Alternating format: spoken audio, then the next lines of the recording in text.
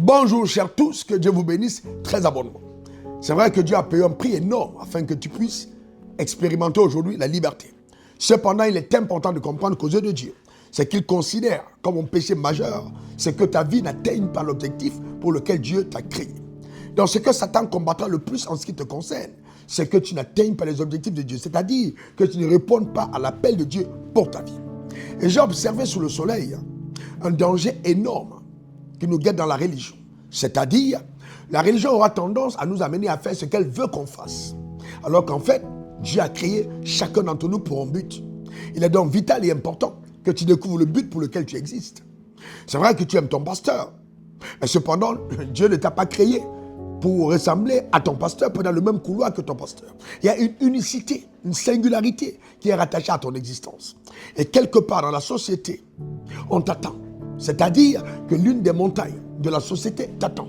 Ça peut être dans le couloir de la religion, dans le couloir du sport, dans le couloir de l'art, dans le couloir de l'éducation, dans le couloir de la science, de la politique, dans le couloir des affaires. Il y a un couloir qui t'attend et qui ne pourra jamais atteindre le summum de gloire, c'est-à-dire être illuminé de par les vertus, la capacité, la gloire de Dieu si tu es absent dans ce couloir.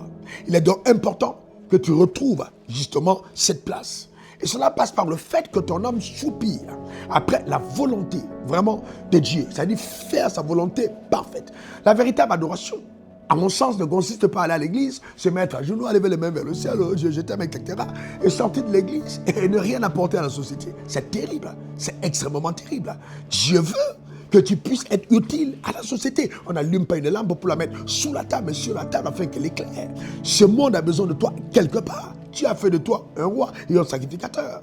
Donc ne t'arrête pas simplement à la sacrificature. Il faille encore que tu règnes dans la vie, donnant à d'autres personnes l'envie de rencontrer le Dieu qui t'a libéré. Car c'est ça la mission première que Dieu t'a confiée. S'il te plaît, arrête d'être religieux. Pose-toi des questions réelles. En dehors de tes chants, en dehors de tout ce qui se passe à l'église, qu'est-ce que la société peut tirer comme bénéfice de ta relation avec Dieu? N'oublie pas que celui qui avait un talent et qui n'a pas porté de fruits a été jeté dans les ténèbres. Dehors, là où il y a des pleurs et des craissements dedans. Attention, attention. Libère-toi totalement des pièges de la religion. Sers au dessein pour lequel Dieu t'a appelé. Est-ce que tu comprends ce que je dis? C'est vital, c'est important.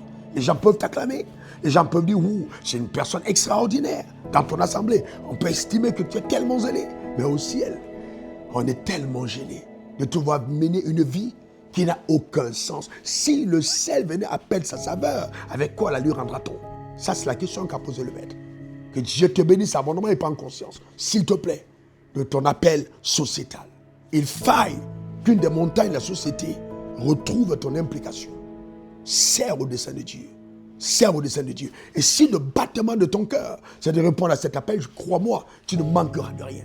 Dieu mettra à ta disposition toutes les ressources, et spirituelles et matérielles, pour te permettre, dans l'abondance de biens, de lui être agréable dans le couloir de ton appel. C'est la raison pour laquelle nous gagnons de l'argent. Ce n'est pas pour la vanité, c'est pour servir au dessein de Dieu. S'il te plaît, les beaux vêtements, les belles coiffures, tout ce que tu as, si ça ne sert pas au dessein de Dieu, c'est de la vanité.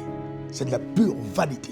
Retrouve le couloir de Dieu et serre-le avec empressement de cœur. Que la main de Dieu soit sur ta vie, que sa grâce t'accompagne, que sa puissance te garde et que par-dessus tout, s'il te plaît, Jésus triomphe dans ta vie, dans le couloir de ton appel. Le couloir de ton appel.